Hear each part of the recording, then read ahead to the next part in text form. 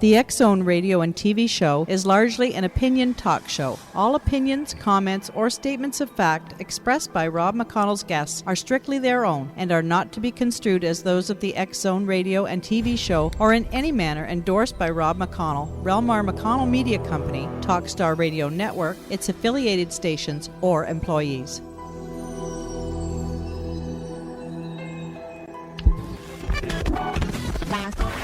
All Hit Radio.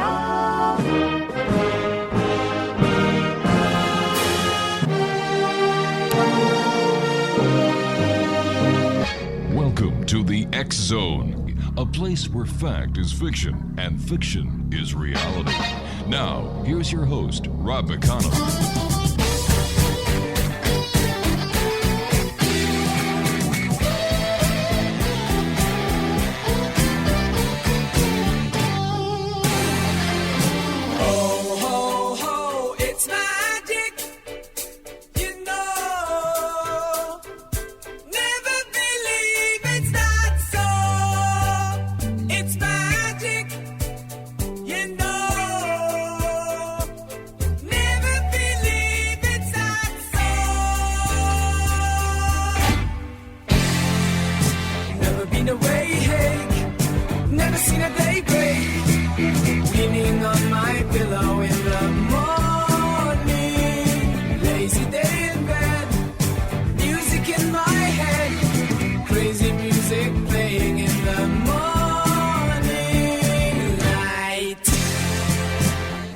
And welcome back to the X-Zone, everyone. My name is Rob McConnell, and yep, where we have been coming to you from for the last number of years from our studio in Hamilton, Ontario, Canada. Worldwide toll-free, 1-800-610-7035. Email xzone@xzoneradiotv.com.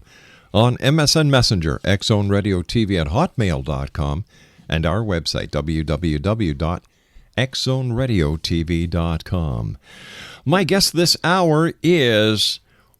I can either take it two ways, Exonation. He is one of the top acts that do a tribute to the Blues Brothers. He plays Jake Blues, and he was just telling me before we went on air that they were actually playing in Galveston, Texas, New Year's Eve. But he also has a very keen interest in the paranormal. The Professor, Slim King, had an interest in the supernatural his entire life. He has explored many paranormal events and conducted hundreds of psychic and simply weird experiences. His ghostwriters have written several ebooks about the basics of numerology, palmistry, pendulums, dreams, tarot, and other strange methods of telling fortunes. Joining me now is the Professor Slim King himself, who is also known as the one and only. You ready for this, gang? Dave KOENIG. Ta-da! Dave, welcome back to the X-Zone. Happy New Year to you. Rob, I'm so excited to be on your show today. This is awesome. Well, we're happy to have you with us. Tell our listening audience a little bit about the gig that you did in Galveston, because I find this so cool. The Blues Brothers, one of my all-time favorites. It is really amazing that they are still so popular, even with the lead singer, having passed away. Yeah, John Belushi. The tribute bands, of course, I've been doing this since '89. Mm-hmm. So I played all over the world. I've been in Australia. I've been in Europe. I've been in Canada, and I've been in Mexico and out in the Bahamas. It's a great gig, mm-hmm. and it helps me finance my interest in magic and the paranormal. Dave, today we're going to be talking about something very strange. We're going to be talking about James Randi, and when you were on the show last time, you had applied for the $1 million, or you were going to apply, and whatever happened with that? Well, I applied for the $1 million paranormal challenge, and I figured out all the things, and James Randi, I think people would know that he's the big skeptic, and he's pretty much the big debunker among the skeptics. Mm-hmm. But I think I'm even more skeptical than he is, because I'm skeptical of his $1 million challenge. So I applied because I found out that they were going to, in 2008, keep the $1 million for themselves, because it's not really their money. Oh, wow. So you're actually skeptical of the skeptic. Yes, totally. Wow. I'm hyper skeptic. That's what I call myself. I'm there. And I don't believe that everything's kind of on the up and up. I think it's kind of tilted one way. So I found out that James Randi was going to keep the $1 million. It wasn't their money. Someone had put it up. And for 10 years, I think in 2008, they'd been around for about 10 years, nobody had won the money. So I said, well, how many guys actually got to do the For Real challenge Good for the question. real million? Yeah. And I found out no one did. No one. No one. So he's going to get $1 million for no one taking the challenge.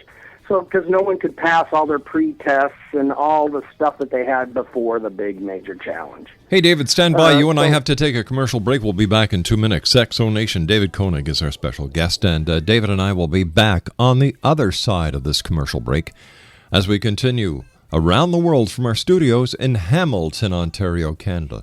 This is the X-Zone. My name is Rob McConnell. Don't go away.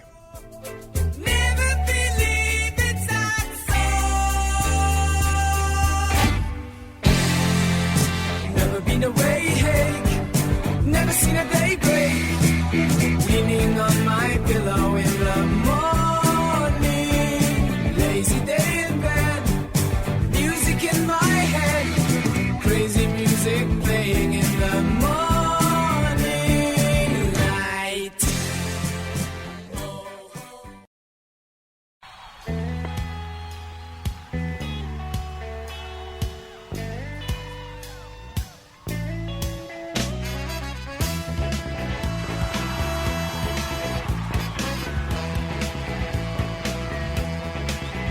Coming to ya on a dusty road. Good loving, I got a truckload. And when you get it, you got something. So don't worry, 'cause I'm coming. I'm a soul man. I'm a soul man. I'm a soul man. I'm a soul man. Got what I got the hard way, and I'll make it better each and every day. X-Zone Nation, David KOENIG is our special guest. www.radioesp.com. And David, thanks very much for joining us. So, my question to you, David, is with this $1 million that James Randi has had, where has he kept it? Does he have total access to it? Is it in a bank? Is he collecting interest on it? What's the story behind the story? They say it's in negotiable bonds, and Okay. it used to be, I think, when I took the challenge at Goldman Sachs, but I don't see that on their annual listing anymore. Someone said that they changed it. It's been a note of contention. Now, many people say they didn't have it, and they fought back and forth about it, but that's not really my issue with the problems that they have. All right, so let's go back. Let's go back in time because you're a magician. You can actually make this happen. Yes, I can. Let's go back in time. And how did you become interested in the paranormal to start with? Well, when I was young, I liked magic, and I read like the mystery magazines and stuff, and I was into it, but I wasn't a very good performer. I knew a couple tricks, and I didn't pursue it. It wasn't until I was much older that I really got involved in the Magic Cafe, and there were people in there that were called mentalists, and they did mental magic, and I thought that was a lot more fun than just regular sponge bunnies or something. Somebody who could twist your mind around and do something. I think we even did some things over the phone. Yes, we did. Yeah, I remember that well. So it's a lot of fun. It's challenging, and so I delved into the over-the-phone or media magic, and man, it's very exciting, and you can use your intuition and everything. Rob, it's the holidays, and we were talking about that. I have some books that you were talking about, and because it's the holidays, I want to give a couple of them away for free. Wow. No strings attached. Okay, so let's do it this way. I'm going to take emails for this one. Email number 6 and email number 13. Rob, you can do that, but if they email me personally, I'll give it to everyone who emails in. Everyone? Are you sure? How about the first 1,000? How's that? All right, and what email address do you want them to send their emails to? They can send it to Florida Jake Blues at gmail.com. All right, so that's Florida Jake Blues at gmail.com. And what we're going to do is we're going to put that on the archives, Exonation. So all you have to do is go to exonepodcast.com or exonearchives.com, click January, and on the listing, we'll have that email for you. And all you have to do is click it, tell our good friend Dave Koenig that you heard him on the Exxon, and he'll send you a complimentary ebook. And I think that's fantastic. And thank you very much for that, Dave. All right, we'll give them their choice. One was the Intuitive Pendulum, and the other one is Dreams, Omens, and Superstitions. Or if they get lucky, I might send them both. But I don't think that will interfere with anything. I know you have some legal things in Canada, but I think these are totally harmless in that realm. Don't worry about it. Okay, I'm not. Yeah. So tell me what. All right. So now that we understand where you're coming from your experiences in the paranormal, let's get back to James Randi's $1 Million Paranormal Channel, and let me ask you this: what is the current problem with the JREF and its status? Yeah, there is a huge problem. I went back and checked on, when the JREF got their, what is it, the non-profit tax or not-for-profit tax statement, and you can see the guys who are on there, like the board of, I don't know if they call it board of directors, like directors and secretaries, and there's 3 people on there. There's James Randi, and there's a guy named Jose Alvarez, and then there's a guy, I think his name is Adams. Listed as the 3 guys, as the directors, and they run the show. Well, in September of this year, or last year, I guess now, in September, I believe September 8th, the FBI arrested Jose Alvarez down here in Florida for fraud. Did the fraud have anything directly to do with the James Randi's organization? Well, the fraud is identity theft. Oh, boy. And getting a fake passport. Whoa. Using that. I think he faces 12 years in federal detention. On just those 2. That's a very serious charge. So my first thought that came to mind was, well, this guy is the co-founder. I mean, he's one of the 3 guys that co-founded James Randi Educational Foundation and helped to give them their nonprofit status that they've had for how many years now? Like 14 years or something? At least. So in that time, I know that James Randi, the JREF took in $999,971, I believe, last year. Almost $1 million, just $30 shy. Man alive. They're worth $1.7 million, they say, and it just seems like if the root of the tree was somehow corrupt, the fruit of the tree might be corrupt. If you know what I'm saying. Sure. So if they got, yeah. Are you anticipating more arrests, or are you predicting that there will be more arrests in this case? Well, I think they had a federal grand jury when they arrested Jose Alvarez, or whatever his real name is. It's not that. And that's an interesting story in itself. And he remained in jail for a long time, weeks and weeks. And then finally, James Randi bailed him out. They went in, and I think they had $50,000 cash they had to have, and then I think a promissory note of over $1 million. Holy cow. A promissory note to get him out of jail. And they still honestly don't know what his name, but James Randi said his name was David Penna.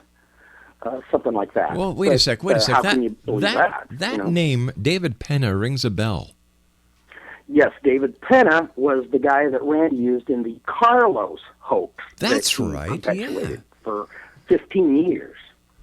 So why would he be doing that again if it's just going to bring up all this lack of credibility that this hoax brought to the surface? I have no idea. Why would anyone change their name and age? Exactly. I don't know. Yeah. especially when you're in that situation. They say that David Pena is from Venezuela, and so now we have a situation where it's an illegal alien in the United States who has helped people gain nonprofit status and probably saved them millions of dollars over the years in taxes. That is so it's strange. not a small thing. It is a fraudulent thing. So as the debunker, James Randi, debunking all the frauds, seems like he didn't have to look very far, and he could debunk one right there, his house guest. I guess I didn't mention that Jose Alvarez has been the house guest of James Randi for 24 years. Okay, so what is this? What is all this doing to the $1 Million Challenge? Well, I think it just throws everything up in the air. How do you know that there really is that million?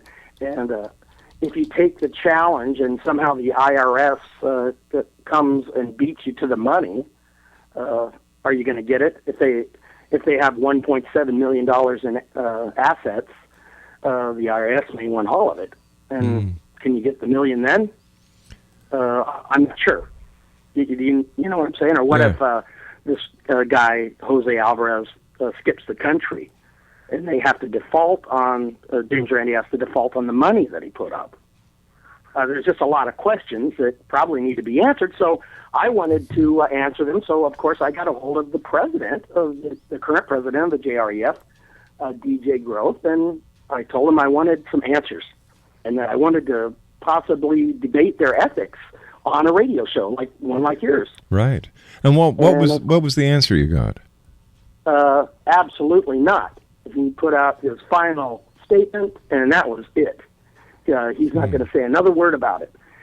But incidentally, they have the biggest fundraising drive I've ever seen in my life. They are actually just really going for it. James Randi just a few days ago put up a thing that they have evidently a silent partner or secret partner. They didn't name who the guy was, that will match anything up to $150,000 from now to the end of the year. So that was last year. So I don't know how you would anticipate how much someone's putting in, but that just sounded funny to me, too. Here's something that our research turned up. In 1987, Randi became a naturalized citizen of the United States. He's originally Canadian. Randi said that one of the reasons he became an American citizen was an incident while on tour with Alice Cooper, where the Royal Canadian Mounted Police searched the band's lockers during a performance. Nothing was found, yet the RCMP destroyed the room. And then in February of 2006, Randi underwent coronary artery bypass surgery. In the early February 2006, he was declared to be in stable condition and receiving excellent care, with his recovery proceeding well. He was also diagnosed with intestinal cancer in June of 2009. So there's a lot about the great Randi that a lot of people really don't know about. You and I have to take a commercial break, my good friend. I want to thank you so much for being with us.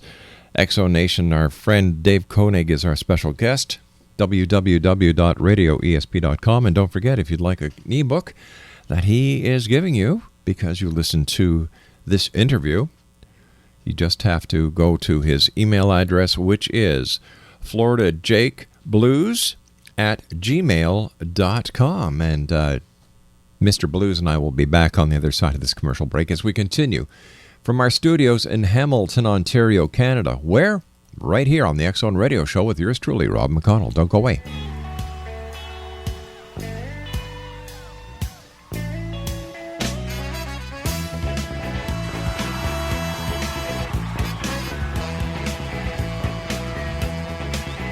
Coming to ya on a dusty road.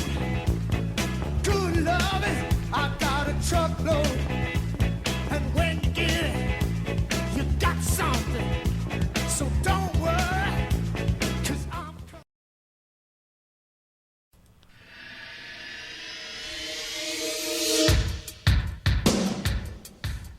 My name is Michael Telstar, Canada's leading mentalist from Toronto, Ontario. Hi, my name is Splinza, and you're listening to my dad, Rob McConnell, on the X Zone. This is Psychic Dorothy from St. Catharines, and you're listening to Rob McConnell. Hello, my name is Holly Reeves, an astrologer from Astro For You, and you're listening to Canada's #1 paranormal radio show, The X Zone, with Rob McConnell. Welcome to The X Zone, a place where fact is fiction and fiction is reality. Now, here's your host, Rob McConnell.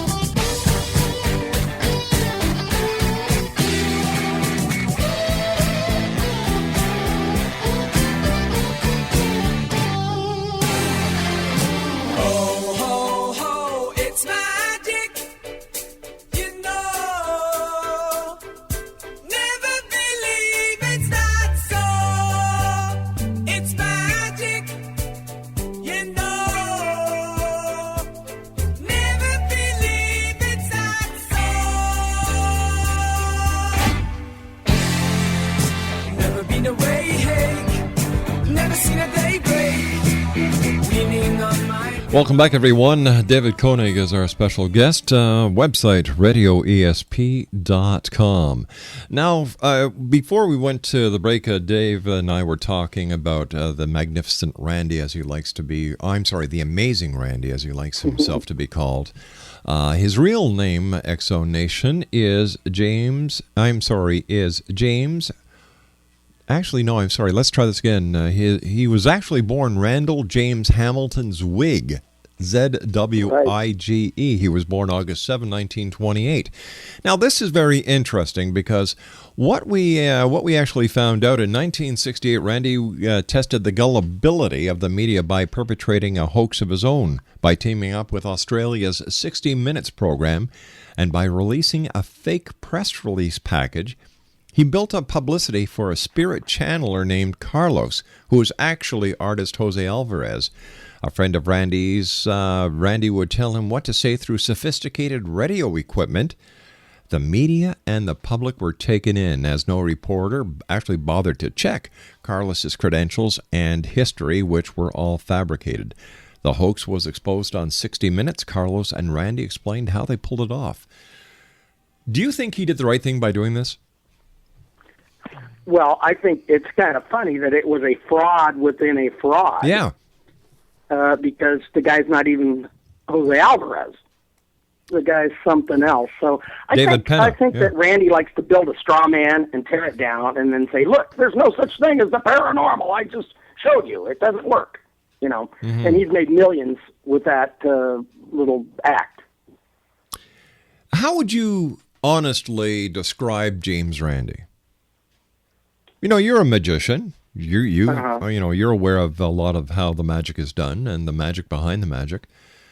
Does James Randi really have the right to do what he's doing? Well, here's what most magicians say, that Randy, when he started in Canada, he, as a lot of mentalists do, he kind of professed to be the real deal. Yeah, of course. And of course, that's good for publicity. Sure. And you're on a stage, and people make their own decisions one way or the other, anyhow. Yeah. But he wasn't very good, and it seemed like most people say that it was easier to just kind of sell out the secrets to say, oh, I'm going to debunk these guys now, and here's how they do it, because he wasn't that good of a performer. He claims he was. I have no idea. It was a long time ago. So then he just started, exposing magic secrets and telling people how they did it. And so just for breaking the magician's code, I'm not too happy with what he was up to. So let me just summarize. James Randi is no Penn and Teller. Not in any way, shape, or form. Even though Penn and Teller may expose a few things here and there, they are fantastic entertainers, and they're really, really good, and they don't really sell out in that manner. I do consider them entertainers more than magicians, but they make me laugh and smile. Oh, yeah. I love watching them on TV. I think they're fantastic. They're, of course, excellent entertainers and superb magicians. So what do you think is going to happen with the James Randi Educational Foundation? Do you think that it's going to be shut down, or do you think that the IRS and other governmental agencies, including the FBI, are going to start really looking into it? Yeah, I think they're going to look into it even more. And what does disappoint me is, though, I'm a mentalist myself. I know you had that mentalism guy on your bumper. And, Yeah, I received the Houdini Award a couple of years ago, and I got the Merlin Award last year. Congratulations. So thank you. So I've got, awards from both sides, from the underground and the more popular guys, and I just try to stay somewhere in the middle. Yeah. But I think that they need someone to watch what they do in these challenges or whatever they do, because they do not look scientific at all. The quality of the kind of testing that they do is so suspect that any magician or mentalist would immediately say there could be foul play involved in this test. How do they do the test? How is the test done? Well, it's never the same, and how they tell you it's done is never the same, but they have like some pre-test testing that they call the $1 Million Challenge, which is just a test, because you have to pass all their tests before they give you the real challenge, which is, I've never seen a contract or anybody say they have a contract that says we'll actually get $1 million if we, name the card.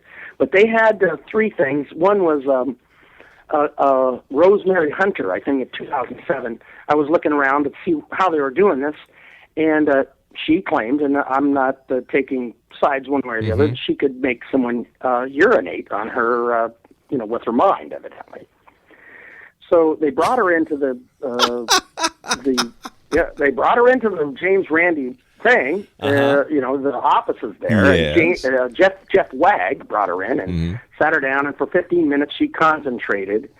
And then he, looked down at his pants and said, "Look, see, everything's fine." Yeah. And so they sent her packing. But there was no one checked. They didn't have a nurse. They didn't have anybody checking. I mean, he could have been wearing some Depends, as far as I know. He could have used there's a magic trick called this secret gel that you put in there that soaks up all the water or something. There's a million ways that James Randi's side of it could have hoaxed it. So do you think that there should be an independent group that actually does the testing? For example, if a police officer is shot here in Canada, or if a police officer is involved in a shooting here in Canada, I should say, it's never that force that does the investigation. It's always an outside force. Do you think the same thing should apply in the James Randi testing? Yes, exactly. John Bennett, who applied for the challenge, and they blew him off. They wouldn't let him take the challenge. He says there needs to be independent arbitration for sure. It's $1 million. I mean, wouldn't you bring in a third party? I would. Just to verify and to make sure everything's on the up and up. And there have been people like Jim Callahan that have volunteered to come in and make sure that, I think the Banachek, Steve Shaw has changed his name to Banachek. He's the guy who is now head of the $1 Million Challenge. And Jim would love to come in there and check it out, because I think they had what they call the Amazing Meeting. At the Amazing Meeting, this lady, Sonia, they did like 3 cards, and she was going to guess which card was in which double-sided, double envelope, or some kind of magician's thing. And Banachek is a magician, and he was dealing, had the cards on the table in front of him. And, of course, the lady didn't get any right. But there's a book out by Al Karan that any magician could probably make her win every time if they handled the envelopes and the cards. But there was no third party there to check, to see. And they had a chat room going, and boy, these guys were calling her every name in the book during this chat room of the Amazing Meeting. And I just thought that was wrong, so I got on the chat room and said, "Hey, do you know this Steve Shaw Banachek is a magician?" And they go, "No, he's not." And I go, "Yeah, he could make those cards do anything he wanted." And so then they threw him immediately off the chat room, but they let the guys stay on that were calling her, defaming her to the maximum. As a magician and as a person who deals in the paranormal, how do we decide who's legit out there and who is just yanking everybody's chain? Like, I'll tell you why I asked this question. We get psychics who come on the show, and we also get the callers who call in, and they just pour their hearts out to these strangers. How do the listeners know who is real and who is just blowing air? Well, I have I do not have the answer to that because I think a lot of people are like politicians. Mm-hmm. You don't know which ones are telling the truth, and you don't know which ones are doing it for the money. Yeah. It's down here in the States, we're in a horrible situation. We can't hardly believe the media of what's going on because everything's so slanted and tilted. So I really don't know. I pray in my heart that the creator of this world somehow has a situation where it all comes out in the end. You know, it all makes sense. Every time there's a missing person, psychics flock to the scene. They call up the local medias. They call up the law enforcement agencies who are involved in the investigation of the missing person. And yet, to my knowledge, there are very few cases where the psychic predictions have actually helped the police in any way whatsoever. Well, Rob, that's a two-sided sword there because I know a psychic who gave, down here, there was a very popular case. It was the Casey Anthony case. Kaylee Anthony disappeared, and she was gone. And they took her little teddy bear, right? And that's the only thing they did, and they sent it to a psychic. Her name is Jeanette Lucas. Yes. Jeanette is a friend of mine. Jeanette, had the little teddy bear, Teddy, and you can see it on all the news reports. And she was the only psychic that they gave her a phone number to call if she got any kind of intuitive anything. In the middle of the night, one night, she picks up the phone and calls their private detective and says, here's where the body is, and she gives a description to where the body is. He went there the next day. He only looked for about 10 minutes. He was within 20 feet of the body. My gosh. So I have had personal experiences, and and I worked on this dream thing where I myself had a few intuitive sights into the scene, but I wasn't like her. I couldn't just tell them this is where it is. All right, and this is why I said there are very few. Now, I'm certainly not discrediting you, and I'm certainly not discrediting your friend, but yet I know for a fact of one case where a psychic, Robbie Thomas, here in Canada, came on our show and said, beyond a shadow of a doubt, the child is going to be found fine, alive. I've already talked to the police, and I've talked to the parents of the child. The child was found dead. That's horrible. And then you've got the same thing happening with Sylvia Brown on the Montel Williams show. She told a parent she told a parent that the child was dead and the child was alive. So, how does this play with the credibility of these kind of so-called high-profile psychics who never, ever, to the best of my ability, and if I'm wrong, I'm wrong, but have never scored any of these high-profile cases? Unlike yourself and unlike your friend.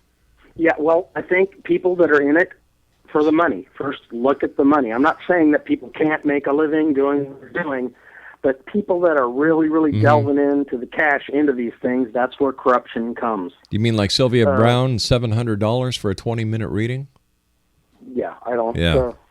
I'm not a big supporter of Sylvia Brown. I think she should quit smoking cigarettes. I think it's affecting her voice. I think that it seems that with some people, my friend, the closer they get to being on the level of fame that they'd like to be, they change. Is it the money, the fame, the greed that changes them? Or is it that they actually start believing that they're better than they really are? Yeah, I think it's possibly that. I'm watching, there's a gal, her name is Sonia. I can't recall her last name, in Portland, Oregon. And she, their boy went missing, and the police looked for weeks and weeks. And they called her up, and she told them exactly where the body was, too, and they went out and found it. The poor kid had been murdered by a friend of his. Out of the clear blue sky. I don't think she knew anybody or anything about that. And I've been watching her growth to see if she's changed and, is cashing in on all this. Yeah, so I would think if you got something right and you were doing it right, that you might be pressured into saying he's alive or he's dead, just because people want you to, instead of saying, I got the feeling, I know on this one. I don't know how this intuitive knowledge thing works, really. One of the most accurate psychics that I've ever had on the show, and I've had the pleasure of calling a friend, passed away last year, Annette Martin. And she was used by the FBI. She was used by law enforcement agencies across the United States. She had a very, very high hit-to-miss ratio. And, her cases were well documented. And here's the kicker. She never charged 1 cent. She did it because she had a gift and she wanted to help people. I think that's the key. I think that's one good way to tell, the wheat from the chaff, of who's out there and what's going on. Hey, my good friend, you and I have to take our final break. Please stand by. Exonation David KOENIG is our special guest. Here's the website, www.radioesp.com. And if you'd like to get a complimentary ebook from Dave, just send an email to floridajakeblues@gmail.com. And we'll be back on the other side of this commercial break as we wrap up today's show here in the X Zone from our studios in beautiful, snowy Hamilton, Ontario, Canada. Don't go away. Don't bother to choose if it's judgment, music, or rhythm and blues. Just go and listen. Little sound with a smile that won't wipe off your face, no matter how hard you try. Your feet start tapping and you can't seem to find how you got there. So just blow your mind.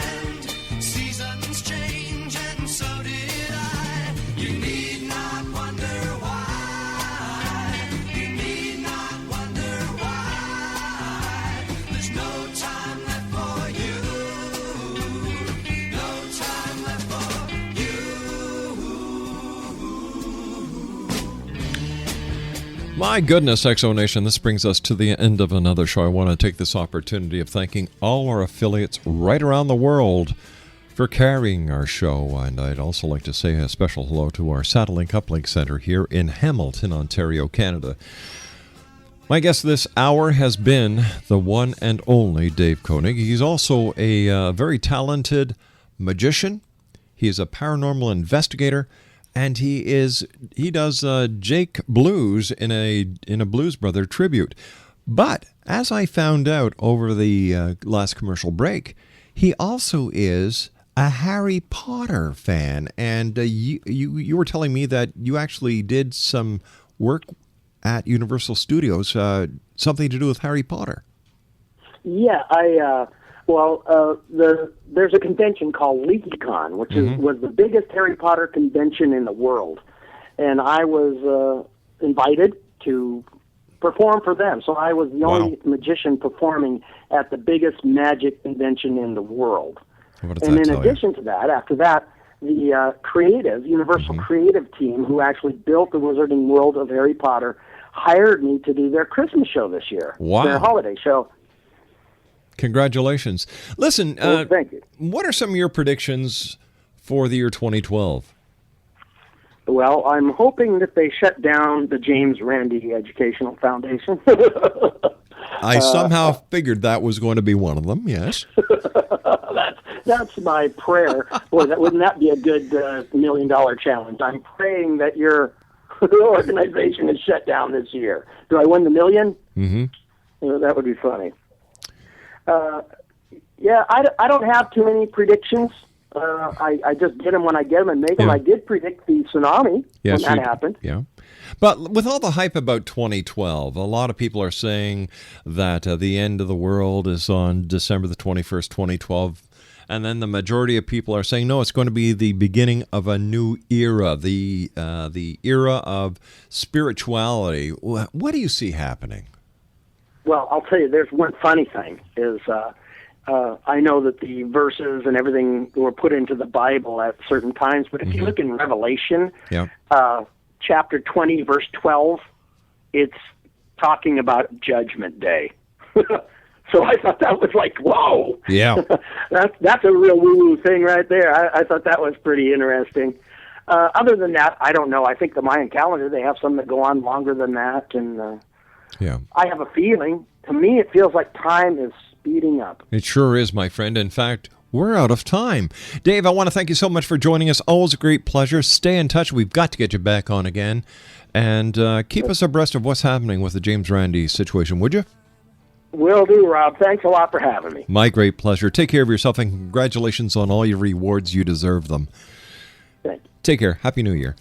Exonation Dave KOENIG has been my guest, www.radioesp.com. And if you'd like to get one of Jake's books, just send him an email to floridajakeblues@gmail.com. Well, that's it for tonight. I'll be back tomorrow at 10 o'clock as once again we cross the time-space continuum to this place that I call the X Zone. So until tomorrow, always remember to keep your eyes to the sky and your heart to the light. Good night, everyone.